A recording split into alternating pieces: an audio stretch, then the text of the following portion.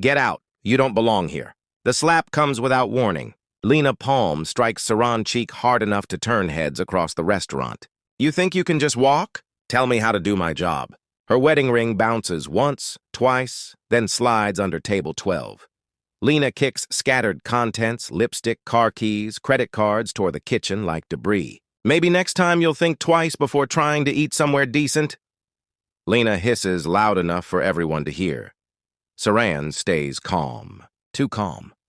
She kneels slowly, gathering her things while conversations die around them. Phone cameras emerge from every direction. Saran's fingers find her ring.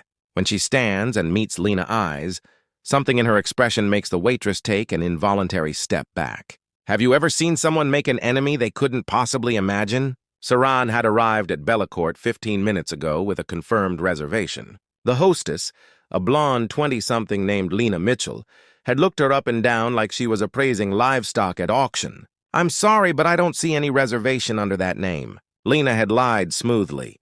Despite Saran clearly seeing Rossetti Party, table 12, 300 p.m. displayed on the digital board behind her.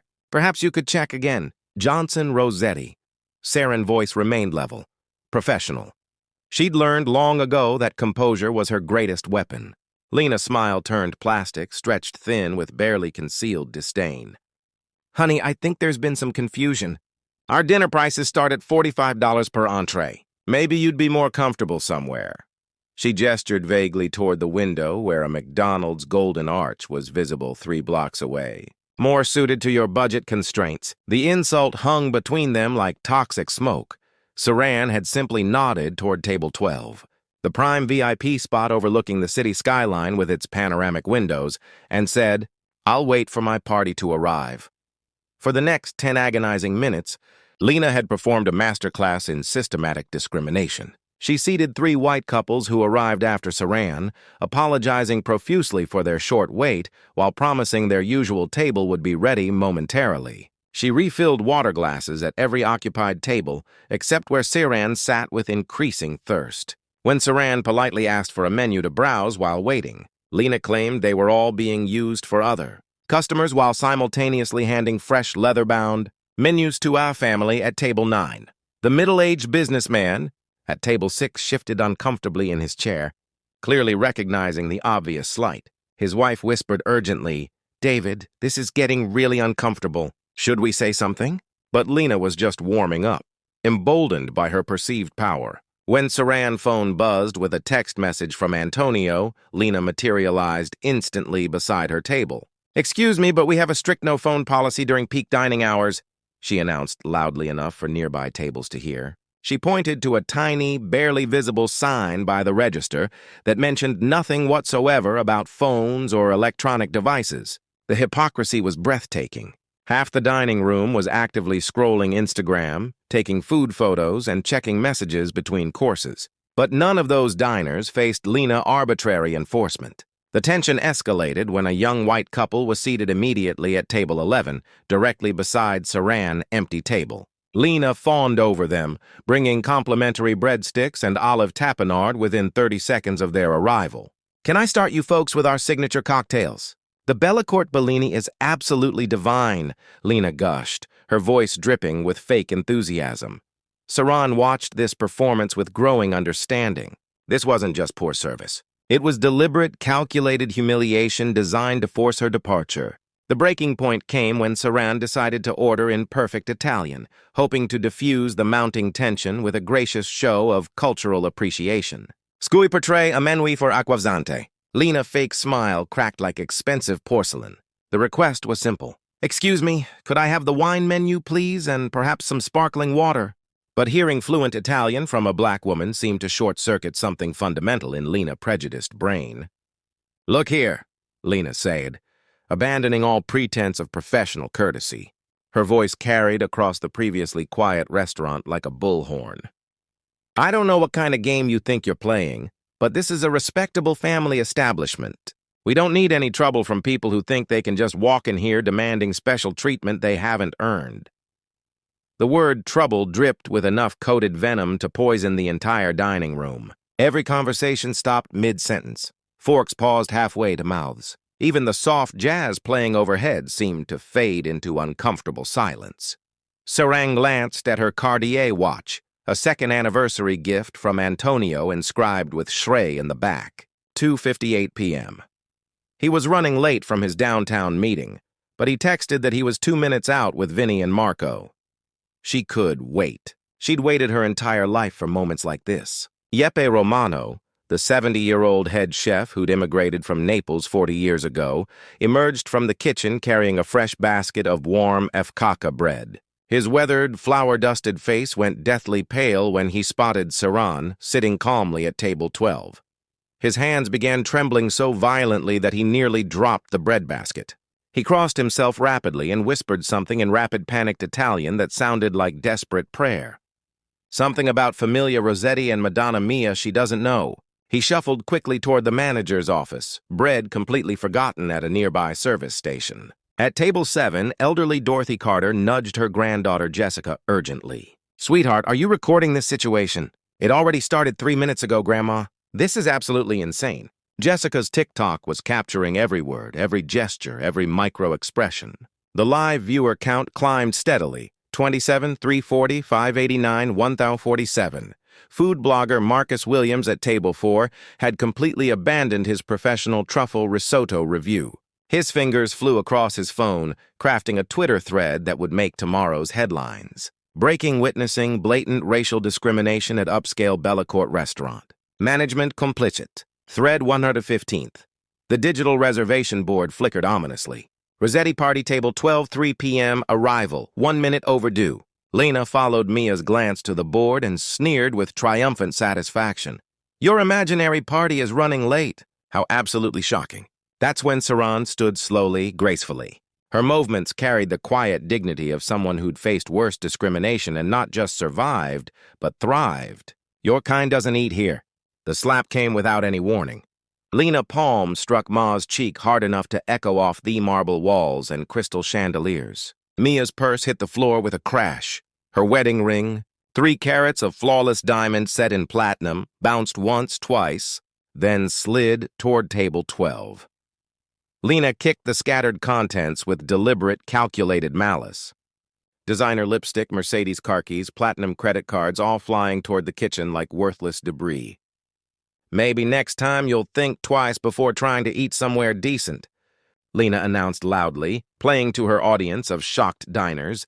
Sarank knelt slowly, gathering her belongings while conversations died completely. Phone cameras emerged from every direction like predators sensing fresh blood. Dorothy's Facebook Live exploded.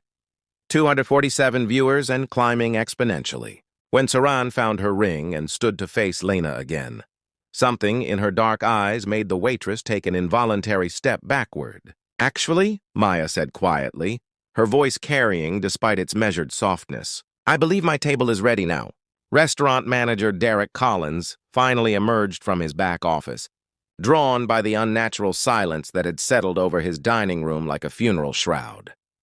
At 45, Derek had managed upscale establishments for 2 decades. He'd handled difficult customers, entitled celebrities, even health inspectors with grudges. But the electric tension crackling through Bellacourt's air was unlike anything he'd experienced. "What's going on out here?" Derek demanded, his voice carrying the authority of someone accustomed to quick resolution of problems. His eyes swept the scene, Saran kneeling gracefully beside table 12, collecting scattered belongings. Lena standing triumphant with flushed cheeks. 12 diners frozen mid-meal with phones pointed like weapons. Lena straightened, emboldened by management backup. This woman was causing a major disturbance, Derek.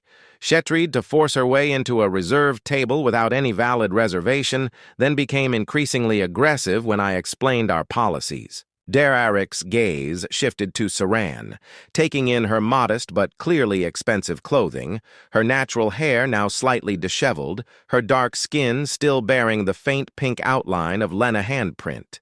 His expression hardened almost imperceptibly, a micro-expression that Dorothy Carter's Facebook Live captured in brutal clarity. "Ma'am, I'm going to have to ask you to leave immediately," Derek announced, his tone suggesting this was non-negotiable. "You're disrupting our other guests' dining experience, and we simply cannot tolerate that level of behavior in our establishment."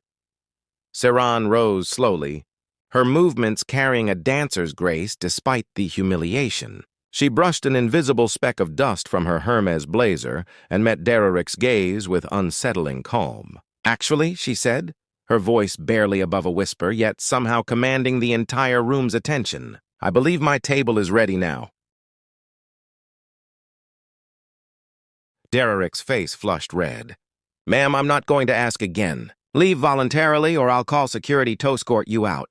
As if summoned by magic, Frank Torres materialized from their restaurant's shadowy corners. At 6'2" and 250 lbs of former bouncer muscle, Frank's presence was designed to intimidate. His thick arms crossed over his chest as he positioned himself between Saran and the exit, blocking any graceful retreat. "Is there a problem here, Mr. Collins?" Frank's voice carried the kind of barely controlled menace that had cleared many troublemakers from many establishments. Saran glanced at her Cartier watch. 3:01 p.m. Antonio was officially late, but she knew he was coming. She could feel it in the air, the way atmospheric pressure drops before a thunderstorm. Her phone buzzed with an incoming text. Without breaking eye contact with Derek, she glanced at the screen. "Outside with the boys, coming up now.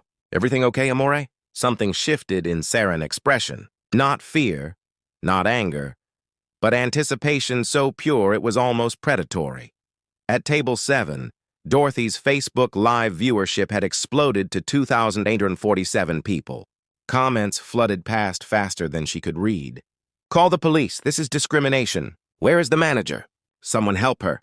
Her granddaughter Jessica's TikTok had garnered 15,000 views in 4 minutes. The hashtag #BellaCourtRacism was already trending locally, with videos being shared across Instagram stories and Twitter feeds throughout the city. Food blogger Marcus Williams had abandoned all pretense of reviewing dinner. His Twitter thread now contained 17 posts documenting every detail of the incident. His final post read, "Management has arrived and escalating rather than de-escalating. This establishment is about to face a public relations nightmare of epic proportions." Even other diners were beginning to film. The businessman at table 6 had his phone, discreetly recording while whispering urgently to his wife. "This is going to be everywhere by tomorrow morning." But it was Yeppe, Romano's behavior that should have warned everyone what was coming. The elderly chef had returned from the back office, looking like he'd seen death itself. His hands shook as he approached Derek, flour still dusting his apron. "Senor Collins," Yeppe whispered urgently in heavily accented English. "You must listen to me." "That woman, she is Yeppe, not now," Derek snapped, irritated by the interruption. "Can't you see I'm handling a situation but you don't understand?" Yeppe pleaded, his voice rising with genuine panic. "She is Familia Rossetti, the wife of Antonio Rossetti." Derek barely glanced at the old man. "Yeppe, I don't have time for your old country superstitions. Take your conspiracy theories back to the kitchen." Yeppe's face went ashen. He backed away slowly, crossing himself repeatedly while muttering prayers in rapid Italian. Outside, through Bellacourt's floor-to-ceiling windows, a black Escalade with tinted windows pulled into the valet parking zone. The vehicle sat idling for a moment, its engine purring like a sleeping predator.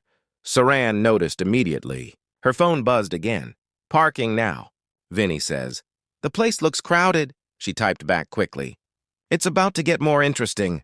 Frank the security guard cracked his knuckles. A sound like breaking branches that had intimidated countless troublemakers over the years. "Ma'am, Mr. Collins asked you nicely. Don't make this harder than it needs to be." Lena watched the confrontation with growing satisfaction, already composing thestery she'd tell her co-workers later.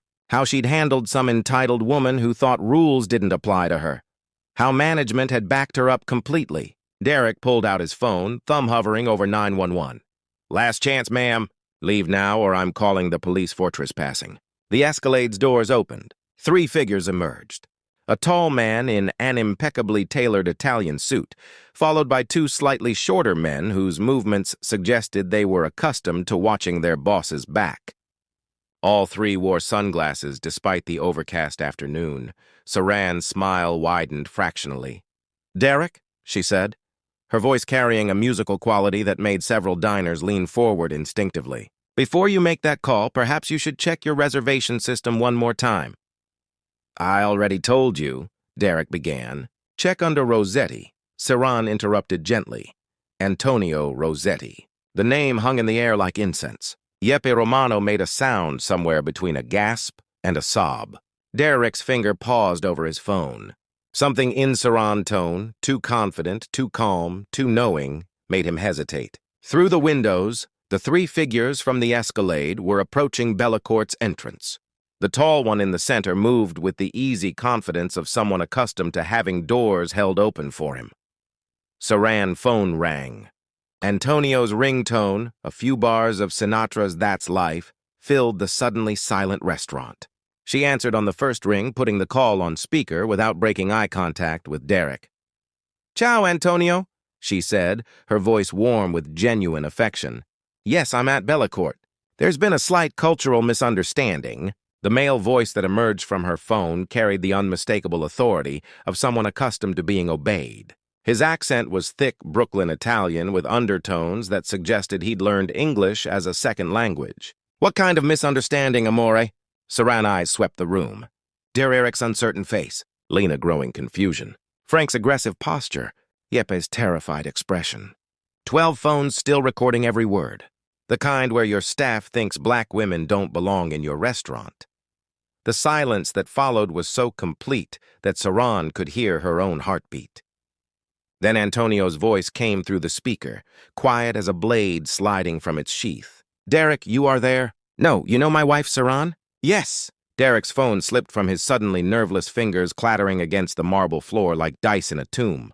The phone hit the marble floor with a sound like breaking bones. Derek's face drained of all color as the implications crashed over him in waves. Behind the hostess station, Lena's triumphant smile froze, then cracked like ice under pressure. Antonio's voice continued through Saran's speaker, each word dropping like stones into still water. "The woman I would burn the world down for. Derek.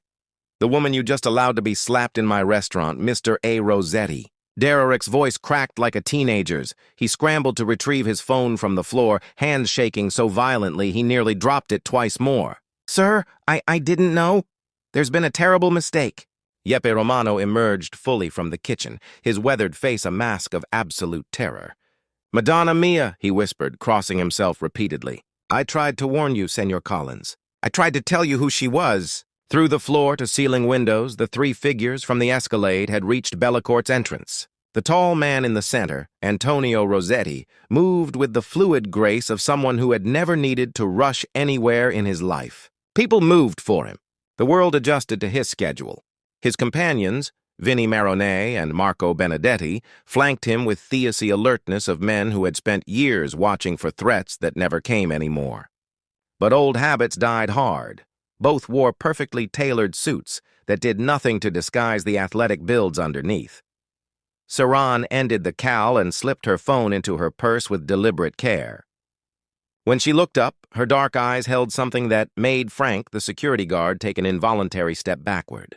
"He'll be here in 30 seconds, she said conversationally, as if discussing the weather. "Derek, Lena, I suggest you think very carefully about your next words." Lena's bravado finally cracked. "Who? Who is Antonio Rossetti?" she whispered to Derek, her voice barely audible over the restaurant's suddenly deafening silence. Derek couldn't answer. His throat had closed completely. He'd heard whispers, rumors, stories that circulated through the hospitality industry like urban legends, about certain restaurants that never had trouble with suppliers, never faced union problems, never dealt with the petty corruption that plagued other establishments, about owners whose name opened doors and closed mouths with equal efficiency. At Table 7, Dorothy Carter's Facebook Live had reached 4,372 viewers. The comment stream moved too fast to follow. "Oh, he's Mafia. She's married to a mob boss. Karen is so dead. Someone call 911. Jessica's TikTok had exploded past 50,000 views with shares accelerating exponentially. The hashtag Mafia wife was now trending nationally, competing with hashbeller racism for social media dominance. Food blogger Marcus Williams had stopped tweeting entirely. He sat frozen at Table 4. His truffle risotto growing cold as the magnitude of what he was witnessing slowly dawned on him. This wasn't just a discrimination story anymore. This was the kind of story that made careers or ended them. The restaurant's front door opened with a soft chime that sounded like church bells tolling. Antonio Rossetti entered first. At 38, he possessed the kind of presence that couldn't be bought, borrowed, or faked. His Italian suit was cut so perfectly it seemed painted on. His dark hair was touched with silver at the temples, and his eyes, the same warm brown as Saran, swept the dining room with the calculating gaze of someone accustomed to assessing threats and opportunities in seconds. Vinny and Marco followed, their movements synchronized from years of partnership. Vinny, the older of the two at 45, had the weathered face of someone who'd seen everything twice. Marco, barely 30, moved with the coiled energy of a man who still remembered what it felt like to be dangerous. Every conversation in the restaurant died instantly. Forks stopped midway to mouths. Wine glasses paused at lips.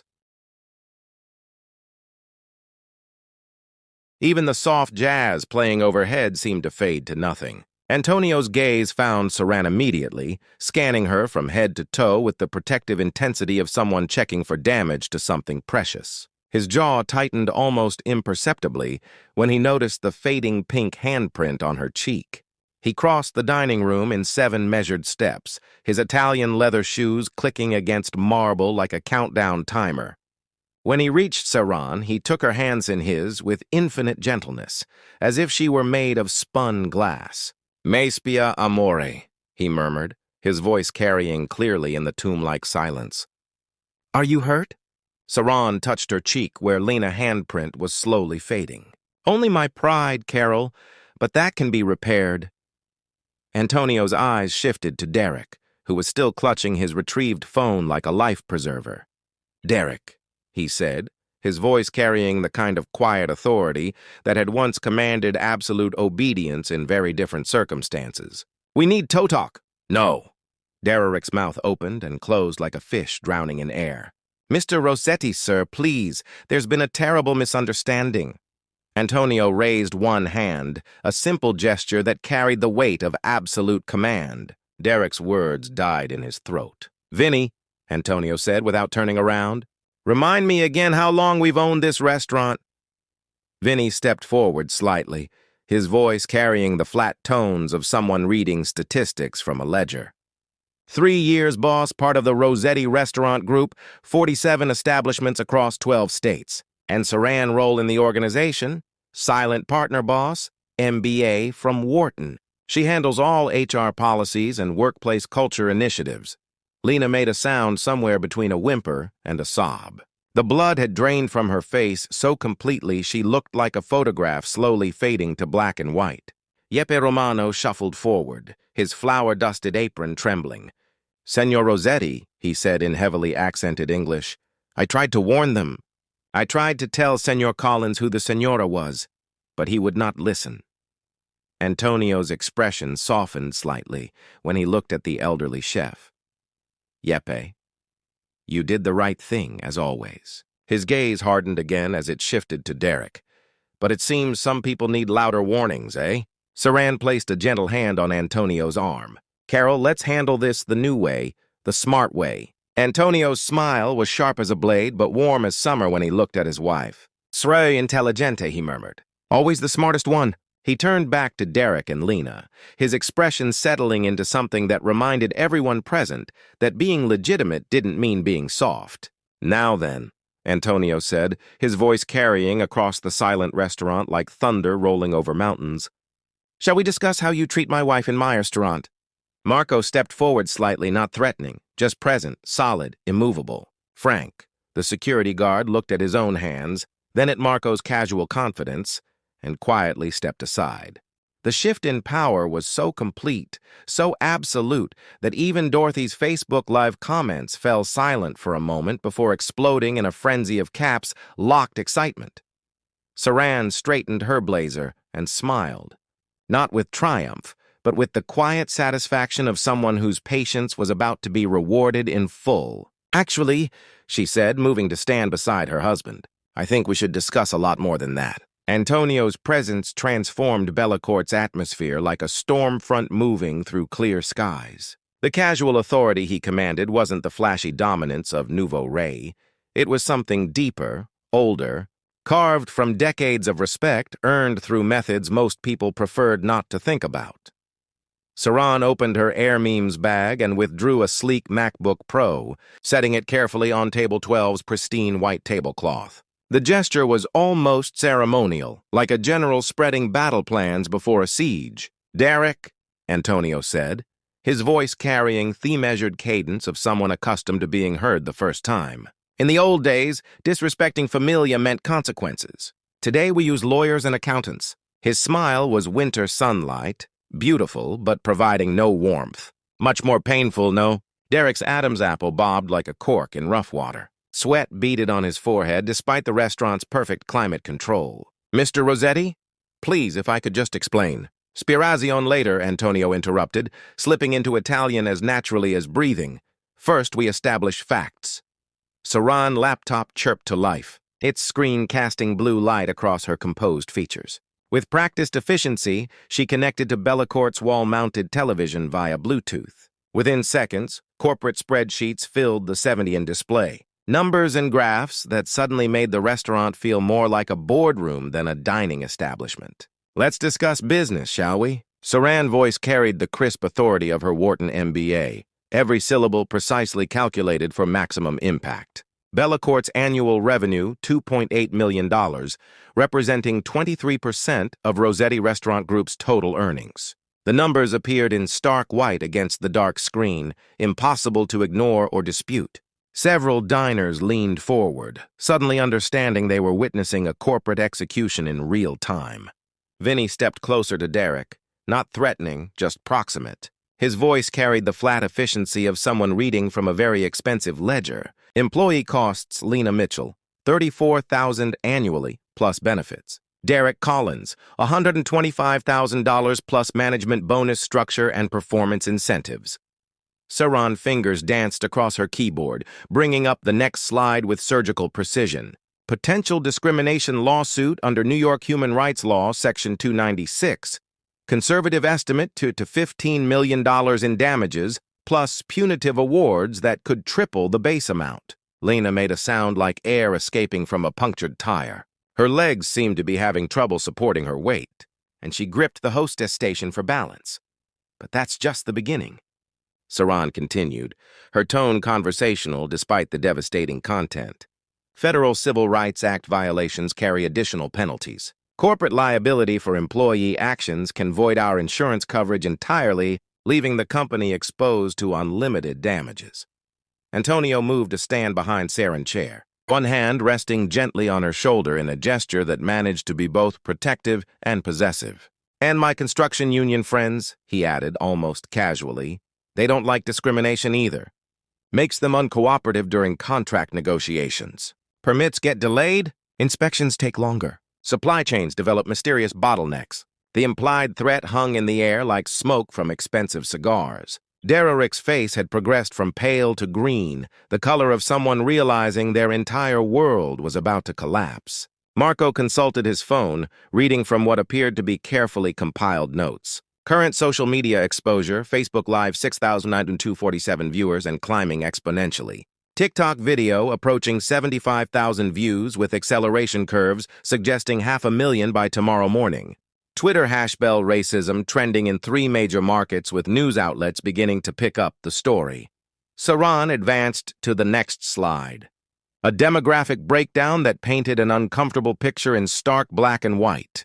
Current staff diversity, 94% white, 6% minority. Management structure, 100% white across all positions. Customer complaint records regarding discriminatory treatment. 17 formal complaints in the past year, all buried without investigation or remedial action. Yeppe Romano watched from the kitchen doorway, his weathered face a mask of vindicated terror. He tried to warn them. He tried to make them understand what they were dealing with. Now he could only watch the inevitable unfold. 17 families insulted, Antonio said, his voice dropping to something barely above a whisper that somehow carried more menace than shouting ever could. In my neighborhood, that used to be unacceptable. People who showed disrespect to families like mine faced consequences that were immediate and permanent. Derek's phone buzzed insistently. Probably his district manager alerted by the viral videos spreading across social media like wildfire. He ignored it. High's entire focus locked on the numbers destroying his career in real time. At Table 7, Dorothy Carter's Facebook Live had attracted news reporters who were monitoring social media for breaking stories. Comments were flooding in from verified accounts belonging to local politicians, civil rights activists, and entertainment industry figures. History was transitioning from viral moment to national news in real time. Saran pulled up a news slide showing legal precedents and case studies. Similar discrimination cases. Starbucks settlement $8 million. Denny's class action $54 million. Our legal team estimates potential exposure at the high end of comparable incidents. She paused, letting the implications sink in like water into dry soil.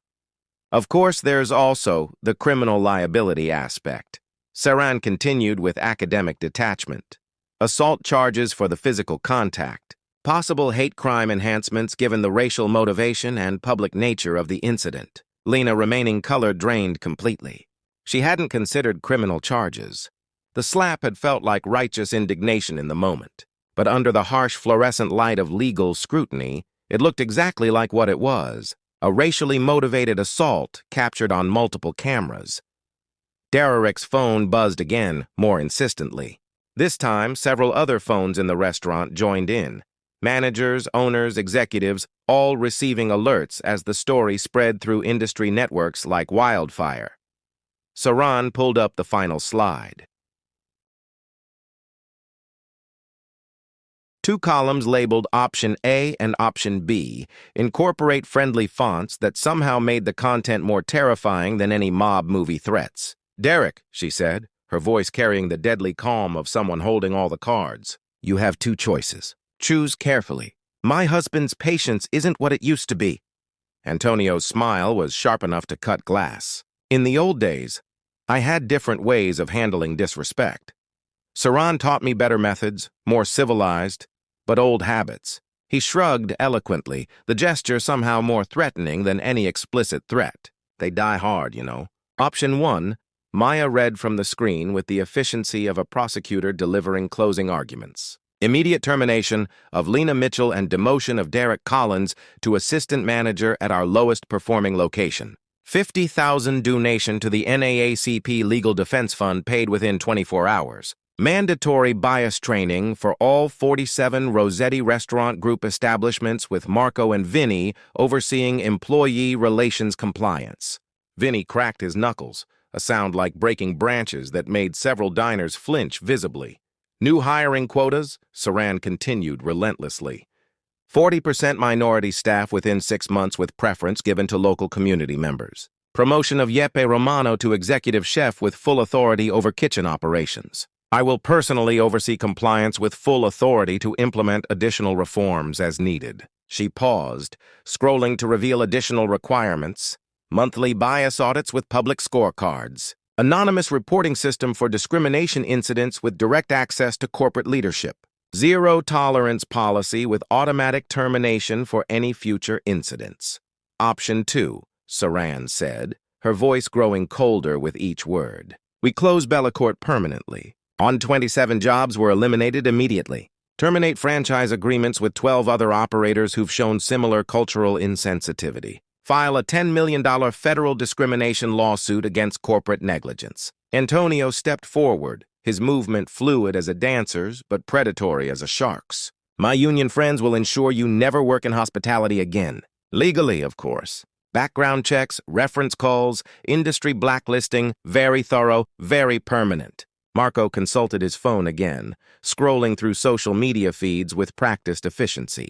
Current TikTok views 127,000 and accelerating. The video is going mega viral. Boss CNN, Fox, MSNBC, they're all requesting interviews. This is becoming a national story. Lena finally found her voice, though it came out as barely more than a croak. You can't fire me for protecting the restaurant from Antonio's head turned toward her with mechanical precision. When he spoke, his voice carried the kind of quiet menace that made hardened criminals reconsider their life choices. From what, Senorina? From me wife? Saran raised one elegant finger, silencing any response. From black customers, Lena, say it. Complete the sentence you started. The challenge hung in the air like a blade suspended over Lena's career, her reputation, her future. Everyone in the restaurant understood that her next words would determine whether she left Bellecourt quietly or became the face of viral racism for the next news cycle. Derek's phone buzzed again. This time he glanced at it. His district manager probably watching the viral videos and calculating damage control. His career was already over. The only question was how much collateral damage he'd cause on his way down. Tick-tock, Vinny murmured, tapping his Rolex with one thick finger. Decision time, folks. Ma's laptop screen showed the stark reality of their situation. Lose 2 employees and pay some money or lose everything. For someone with an MBA from Wharton, married to a reformed but still dangerous man, it wasn't really a choice at all. Antonio leaned against table 12. His casual posture somehow more intimidating than Frank's aggressive stance had been. You know what I like about the legitimate business world, Derek? Everything is documented, recorded, permanent. He gestured at the dozen phones, still capturing every word. In the old days, these conversations happened in private, much messier cleanup. The temperature in the room seemed to drop 10 degrees. Even the other diners had stopped pretending to eat, their meals forgotten as they witnessed what would undoubtedly become one of the most shared videos of the year. Saran saved her. Presentation and closed the laptop with a soft click that sounded like a coffin lid settling into place. "So," she said, her voice carrying the absolute finality of a judge delivering a verdict. "What's it going to be?" Derek's hands trembled as he reached for his phone, which had been buzzing incessantly for the past 5 minutes. The caller ID showed his district manager's number, but he already knew what that conversation would entail. His career at Bellecourt, hell, his career in hospitality anywhere was over. Derek's voice cracked like dried leather. He cleared his throat and tried again. "I choose option 1. Saran's expression didn't change, but something in her eyes suggested this outcome had never been in doubt. "Smart choice." Antonio's smile was all teeth and no warmth. "Benet, very wise, Derek. Much better than the alternative." "Lena Mitchell," Saran announced with the crisp efficiency of a corporate executioner. "Your employment with Bellecourt is terminated immediately. Vinny Marco, please escort Miss Mitchell from the premises." Lena's composure finally shattered completely. "You can't do this." "I was protecting their restaurant. I was doing my job." "Your job," Antonio said, his voice carrying the kind of quiet menace that had once commanded absolute obedience in very different circumstances, "was to serve customers with respect. Instead, you chose to assault my wife in my restaurant." Vinny approached Lena with the professional courtesy of someone who escorted many people from many places over the years. His tone was almost apologetic. "Miss, we need you to collect your personal items and leave now. Don't make this harder than it needs to be." Lena looked around the restaurant desperately, seeking support that didn't exist. The other staff members avoided eye contact. The diners continued filming. Even Frank, the security guard, had stepped aside, recognizing superior authority when he saw it. "This is discrimination," Lena protested, her voice rising to near hysteria. "You can't fire me for being white." Marco stepped forward, his voice carrying the flat authority of someone reading from a legal brief.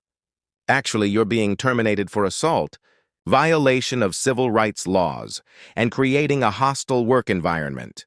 All documented on multiple video recordings that will be preserved as evidence." Saran opened her laptop again, pulling up what appeared to be an employment termination form that had been prepared with remarkable efficiency. "Your final paycheck will be directly deposited within 72 hours, minus deductions for damaged property and legal fees." "Legal fees?" Lena's voice cracked like breaking glass. "The customer you assaulted has the right to press criminal charges," Saran explained with academic detachment. "Assault in the 3rd degree, possible hate crime enhancement. That's entirely her decision, of course." Antonio's expression suggested Mia's decision might be influenced by how gracefully Lena accepted her termination. Vinny placed a gentle but firm hand on Lena's elbow. "Time to go, miss. We'll have your personal items sent to whatever address you provide." As Lena was escorted toward the exit, her protests echoing off the marble walls, Derek watched his own professional destruction unfold with the fascination of someone witnessing a car accident in slow motion. "Derek Collins," Saran continued, consulting her laptop screen, Effective immediately, you are demoted to assistant manager at our Newark location. Your salary is reduced to $45,000 annually, and you will complete 40 hours of bias training within the next 30 days. Derek nodded numbly. Newark was their worst-performing restaurant located in a neighborhood where his particular brand of casual racism would be rapidly corrected by customers and staff alike. Furthermore, Saran added, you will be on probationary status for 1 year. Any further incidents, any complaints, any discrimination, any hint of the behavior we witnessed today will result in immediate termination and a permanent industry blacklist. Marco consulted his phone, reading from what appeared to be prepared notes. Your replacement as general manager will be Keisha Williams, former civil rights attorney, currently managing our downtown location. She'll arrive tomorrow morning to begin the transition. Yeppe Romano emerged fully from the kitchen, his relief palpable. In heavily accented English, he addressed Antonio directly. Senor Rossetti, grazie. Thank you for bringing justice to this place. Antonio's expression softened when he looked at the elderly chef. Yeppe, you tried to warn them. You showed loyalty and respect. That matters. Maya pulled up a new presentation. This one labeled the Saran Protocol. Effective immediately, all Rossetti Restaurant Group establishments will implement the following reforms. The first slide appeared on the wall-mounted television. Zero-tolerance discrimination policy. The text was clear, unambiguous, and backed by the kind of legal language that left no room for interpretation. Real-time bias reporting app for all employees. Saran read, clicking through slides with practiced efficiency. Anonymous customer feedback system with direct access to corporate leadership. Monthly diversity audits with public scorecards available on our website. She paused on a slide showing financial commitments. $50,000 donation to the NAACP Legal Defense Fund paid within 24 hours. $10,000 monthly fund for discrimination prevention programs. $100,000 annual scholarship fund for minority culinary students. Antonio. Antonio stepped forward, addressing not just Derek, but the entire restaurant. My wife taught me that real power isn't about fear. It's about respect earned through fairness. This is how we do business.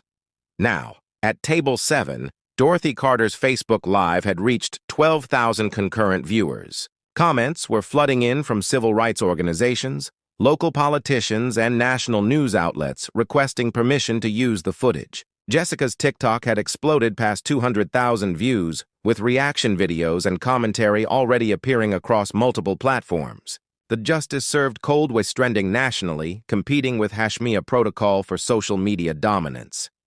Saran clicked to the final slide, Community Investment Initiative. The numbers were staggering.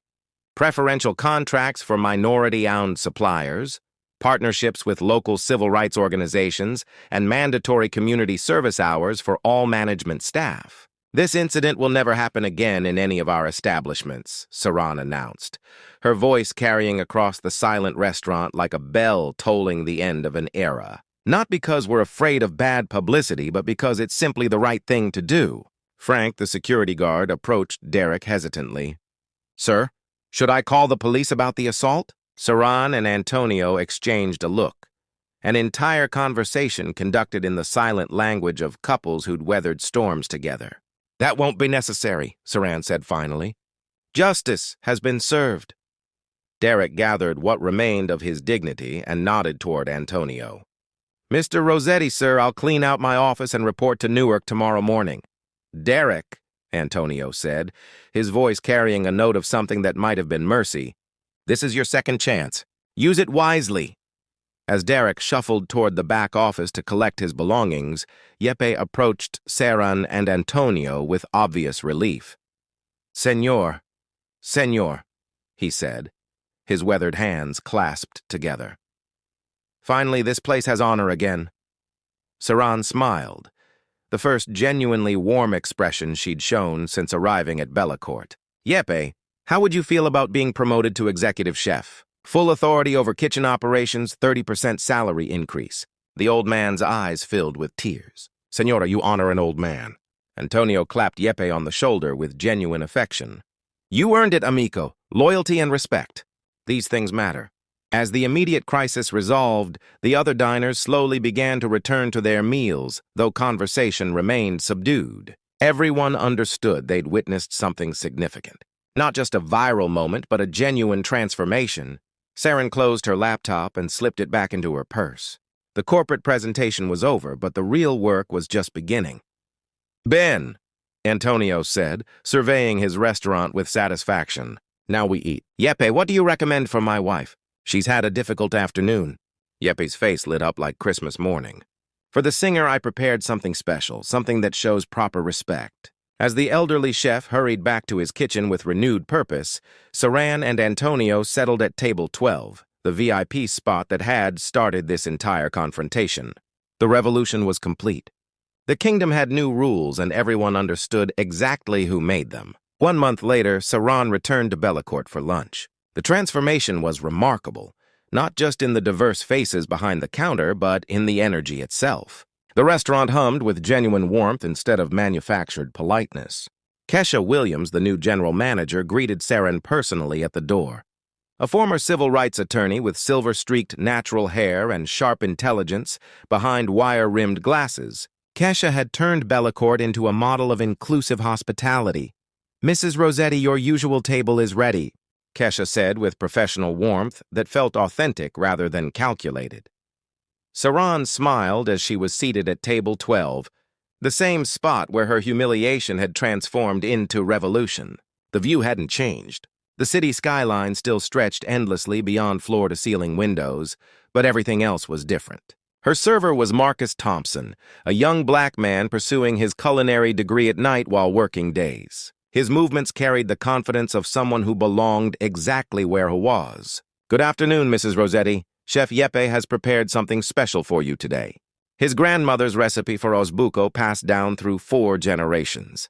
Yeppe himself emerged from the kitchen moments later, his weathered face glowing with pride.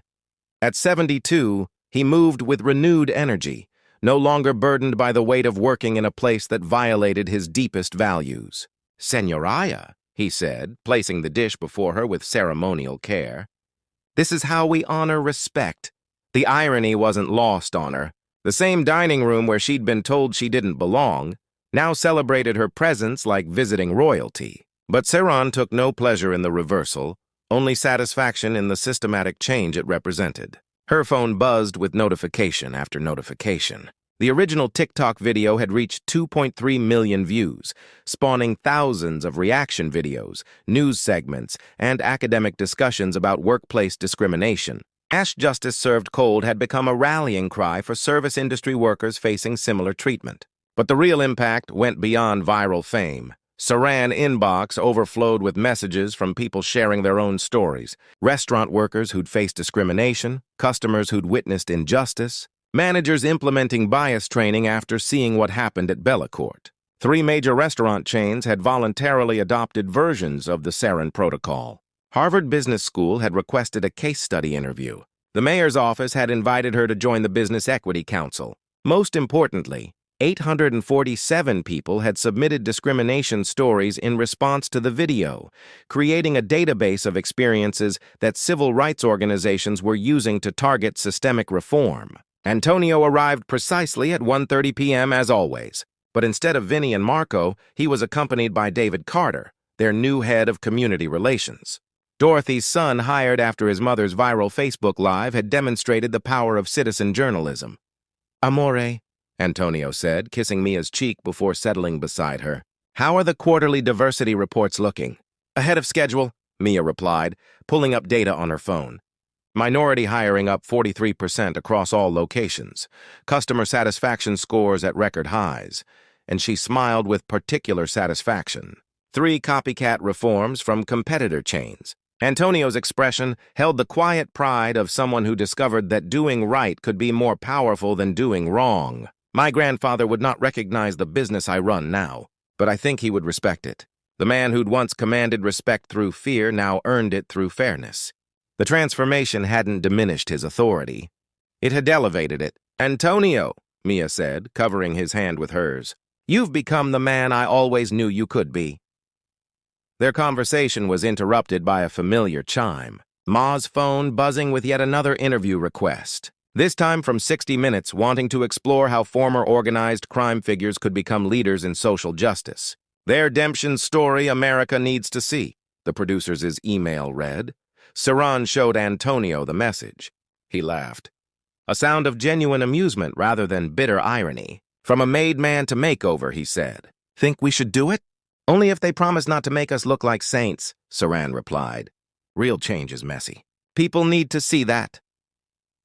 As they finished Yepes's masterpiece, Osobuco Saran reflected on the journey from that terrible afternoon to this moment of quiet triumph. Power wielded with wisdom created more lasting change than power wielded with force. Her phone buzzed one final time, not with an interview request, but with a comment on the original TikTok video.